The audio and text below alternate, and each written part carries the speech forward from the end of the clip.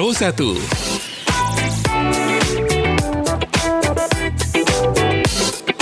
Kanal informasi dan inspirasi.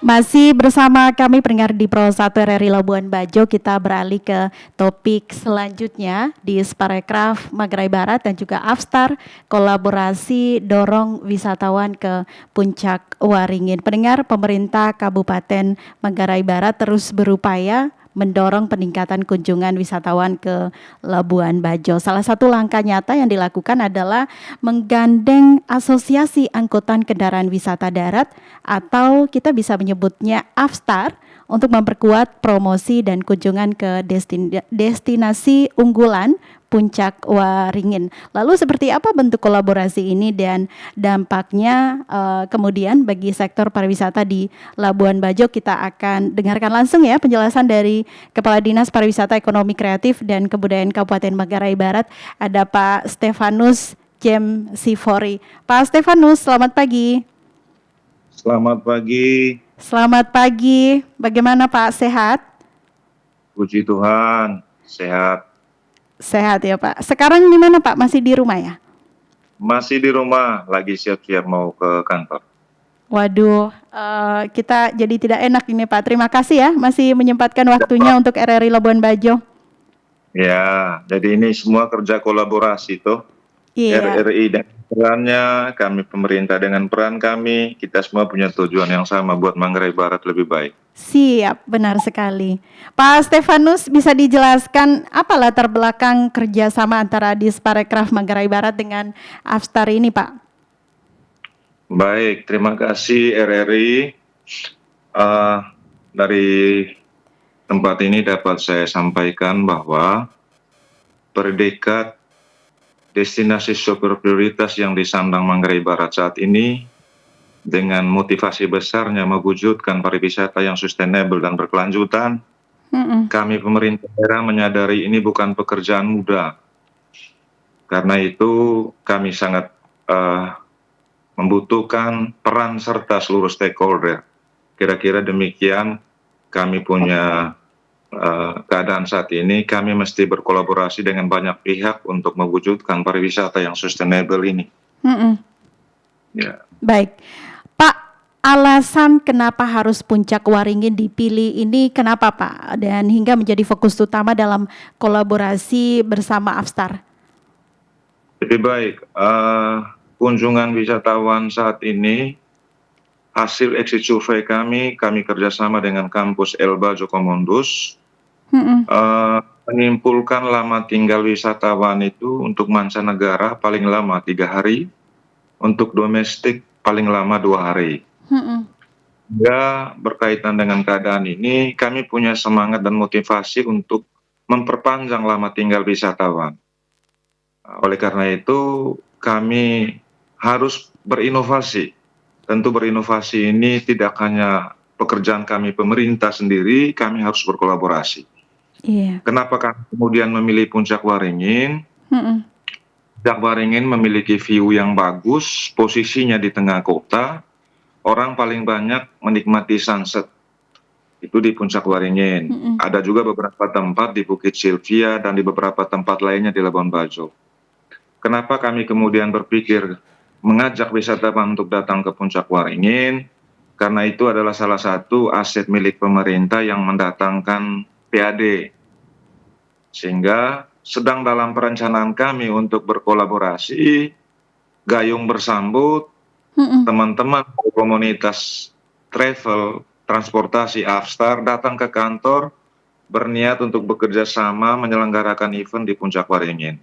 Iya. Tentu niat baik dari Avstar ini saya selaku Kadis menyambut dengan sangat baik. Karena sebelumnya kami sudah merencanakan untuk berkolaborasi. Tetapi Avstar sudah lebih dulu mendatangi kami untuk mengajak berkolaborasi untuk menyelenggarakan event di Puncak Waringin. Baik. Jadi kalau nanti kami bisa laksanakan ini dengan baik, banyak view untuk menunggu sunset di Labuan Bajo, tetapi ketika kami membuat atraksi dan ada kehidupan di Puncak Waringin, pasti orang memilih untuk datang menunggu sunset di Puncak Waringin. Kepada wisatawan juga tidak memiliki kesulitan untuk mencari alternatif ketika mereka sudah melakukan aktivitas pariwisata di wilayah perairan. Setelah sampai di kota, mereka punya pilihan untuk datang menyaksikan atraksi yang kami suguhkan di Puncak Waringin. Baik, jadi bukan hanya menikmati wisata bahari saja Pak ya, wisatawan yang berkunjung ke Labuan Bajo. Itu dasarnya, kami ingin lama tinggal wisatawan itu bertambah. Jadi, baik, sejauh ini Pak, kalau lama tinggalnya bertambah kan pasti berdampak kepada semua sektor kehidupan masyarakat, ke UMKM, ke homestay, ke transportasi, ke pedagang kaki lima dan lain sebagainya. Benar sekali. Iya. Seperti apa realisasinya akhirnya dari kerjasama tersebut, Pak? Apakah sudah terlihat dampaknya terhadap kunjungan wisatawan? Ya. Sejak kami bersepakat untuk berkolaborasi mengadakan atraksi di Puncak Waringin, kami baru sekali melakukan uji coba itu pada bulan lalu. Karena aset ini milik pemerintah, tentu pola kerjasama ini tidak bisa hanya dengan omongan saja, mesti diikuti dengan dokumen yang namanya PKS, Perjanjian Kerjasama. Di dalam PKS itu akan memuat hak dan kewajiban masing-masing pihak. Ya, istilahnya simbiosis mutualisme.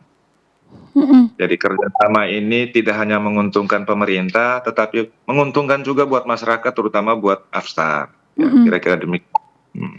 Baik. Setelah kami praktekkan bulan lalu, puji Tuhan, Avstar memiliki koneksi dengan tamu, mereka mendatangkan tamu, terus masyarakat juga sudah mulai mengetahui rencana kami ini, sudah mulai ada kunjungan. Memang rencana kami bersama Avstar, event atraksi di Puncak Waringin ini nanti kami laksanakan setiap hari dengan bervariasi atraksi yang kami tampilkan. Oke, itu setiap hari? Sore? Setiap hari. Atau dari pagi sampai sore begitu Pak? Tidak, dari sore menunggu sunset sampai malam. Sampai malam sekitar jam 10 malam, itu rencananya. Tapi kami sekarang lagi merancang PKS-nya, karena ini aset milik pemerintah, jadi kami juga mengaturnya secara baik, memberikan ruang dan tempat buat masyarakat, terutama buat Avstar, sehingga peran menjaga, mewujudkan pariwisata yang sustainable ini tidak hanya menjadi peran pemerintah, tetapi peran masyarakat juga, peran komunitas, peran asosiasi, dan lain sebagainya. Baik, Pak Stefan, selain menggandeng Avstar, kita juga mendengar informasi yang beredar begitu ya. Pemerintah daerah juga membentuk sekretariat bersama bagi 14 asosiasi wisata. Pak Stefan, bisa dijelaskan apa fungsi dan peran sekretariat ini? Ya, betul sekali. Jadi selama 2 tahun saya dipercayakan menjadi Kepala Dinas Pariwisata. Jujur, di depan pemirsa TVRI saya menyampaikan, saya mengalami kesulitan dalam beberapa hal. Yang pertama dalam kegiatan pengawasan, yang kedua terkait kerja menjaga citra pariwisata, yang ketiga bagaimana usaha untuk meningkatkan PAD. Karena saya merasa sulit, kemudian saya memimpin rapat di dinas bersama teman-teman, melahirkan inovasi untuk kami berpikir mengumpulkan para asosiasi itu di satu tempat, supaya kami mudah koordinasi.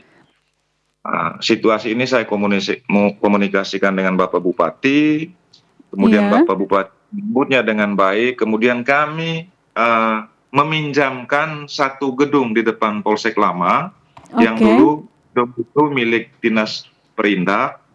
Kemudian gedung itu sekarang sudah diserahkan penataan dan pengelolanya kepada Dinas Pariwisata, dan gedung itulah yang kami serahkan untuk dipinjamkan kepada asosiasi. Baik.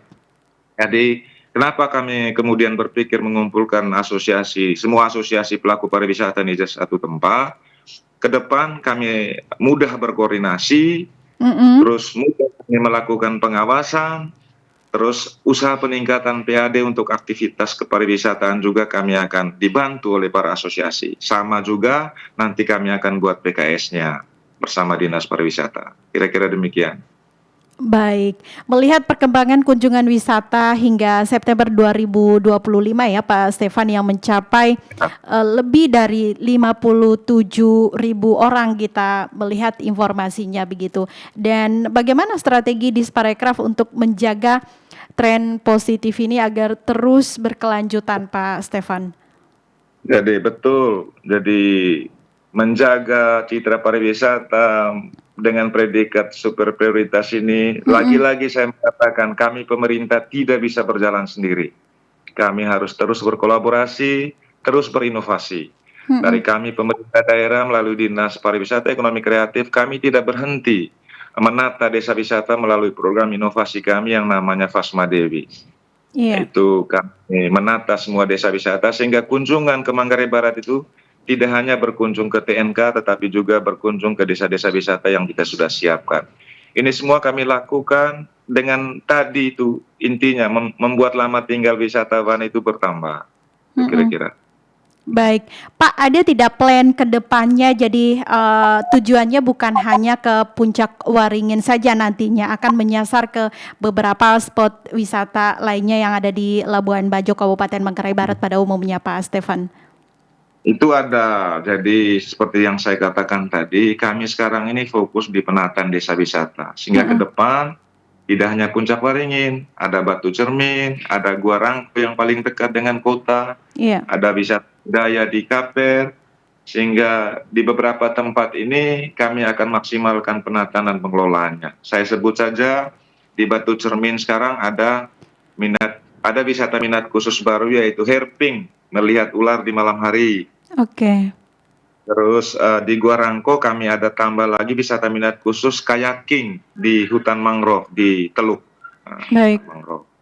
Sehingga beberapa tempat ini kami akan maksimalkan. Di Batu Cermin misalnya kami nanti akan bekerja sama dengan Perumda Bidadari untuk membuat atraksi juga di sana, event seperti itu. Baik.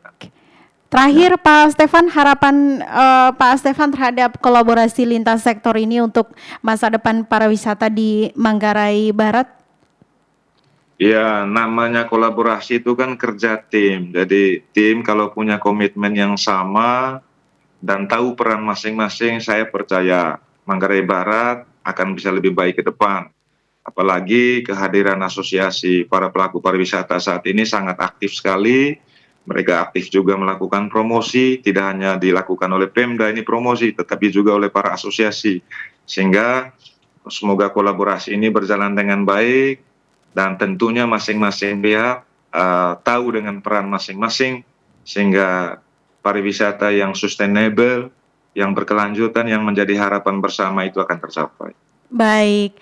Terima kasih Pak Stefan, kita sudah berada di penghujung acara, penjelasan yang luar biasa pagi ini ya Pak sebelum menuju ke kantor, dan tentunya semoga kolaborasi antara Disparekraf Manggarai Barat dan para pelaku wisata termasuk Avstar ya, dan juga tentunya dapat terus memperkuat daya tarik Puncak Waringin dan destinasi lainnya di Labuan Bajo seperti yang Pak Stefan sudah sebutkan tadi. Ada plan selanjutnya ke Batu Cermin, ke Gua Rangko begitu ya Pak? Ya. Iya, baik. Terima kasih, selamat melanjutkan aktivitasnya kembali di pagi hari ini Pak Stefan. Terima kasih pemirsa RRI, mari kita jalan bersama, kita dengan peran kita, tapi tujuan kita sama. Ya. Sukses selalu, selamat pagi Pak. Ya, selamat pagi. Inspirasi, motivasi, strategi, dan tips bisnis efektif dalam Energi Sukses. Saya akan bicara tentang